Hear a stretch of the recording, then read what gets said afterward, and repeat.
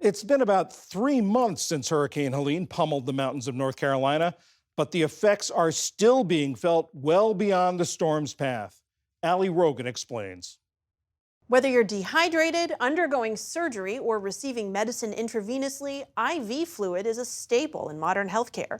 But this past September, the nation's supply of those critical fluids took a massive hit. That's when Hurricane Helene struck North Carolina and flooded a manufacturing site owned by the Baxter Medical Technology Company. That one plant produces about 60% of the country's IV fluid. Suddenly, many hospitals felt the squeeze and were forced to delay some surgeries. It caused administrators to start to rethink how they use and conserve this valuable commodity. Jackie Fortier is a reporting fellow at KFF Health News and has been tracking this story. Jackie, thank you so much for joining us. Take us back to the moment when the hurricane hit. Was this impact felt immediately by hospitals who received this company's IV fluids?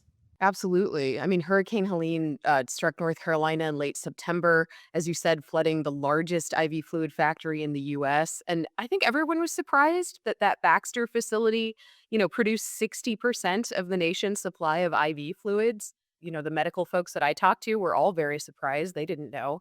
So that factory shut down and the company began rationing its products because it was flooded. And that caused a shortage of IV fluid products, throughout the healthcare facilities across the US that's continuing. It's been 2 months since that time. I know that the facility has reopened, but is it back to full production yet? No, no. The North Carolina Baxter factory is now making some IV fluid products, but the company hasn't announced a date when they'll be back to those, pre-hurricane production levels. So the IV fluid shortage is continuing. I talked to a hospital administrator in LA the other day, and they're still only getting, 60% of their IV fluid ordered. So they're still down 40% from what they normally get. And so, in the meantime, how are hospitals, other facilities dealing with these shortages? They're doing a lot to conserve IV fluids. And to be clear, the people who really needed IV fluids have always been getting them, folks who aren't able to drink. One hospital administrator in DC told me that they've slashed their IV fluid use by over half since the shortage began, across all the hospitals that he's the administrator for. So, sometimes that means telling emergency room patients to drink, Gatorade or Pedialyte instead of getting an IV. Hospitals are switching patients from liquid medications to pills sooner than they normally would. And they're also doing some kind of common sense stuff like using up the entire IV bag before starting another. Hospitals are also giving some medications intravenously, but without a dedicated IV bag, which is known as a push medication. When I talked to nurses about that, they said, using push medications takes more time out of a nurse's already pretty hectic schedule because they need to monitor the patient.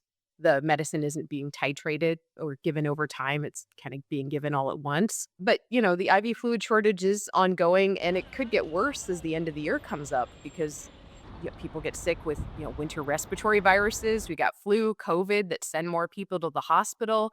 And then folks also schedule surgeries because their health plans, usually reset in January with new deductibles. Right. And I know this shortage, this was brought on by a natural disaster, but it has made hospital administrators rethink their strategies on stocking and using these IV fluids. How might this crisis impact their decision making to make sure that something like this doesn't happen again? I think some of the conservation measures will stick around. Some of the more kind of common sense practices, like using up an IV fluid bag before starting another. Before the shortage, when a patient was moved to a different floor, or if they came in on an ambulance and they already had an IV, it was replaced when they got to the hospital. Now they're keeping and using up that bag. Another hospital administrator told me that they're interested in retooling electronic health records to question doctors' orders before letting them order another IV fluid bag for hydration.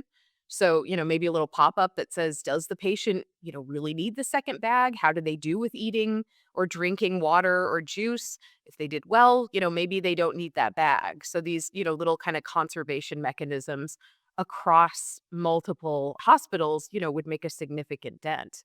And hospital administrators are really interested in conserving. How is this all affecting a patient's experience? Well, I talked to nurses and they say that, initially folks were a lot more understanding because the hurricane was in the news. And now that it's been 2.5 months, people don't really think about it as much. It's difficult for nurses too because it does take them more time to do these push medications. People do ask for IV fluids if they've been, in the hospital before. They know that it can make them feel pretty good.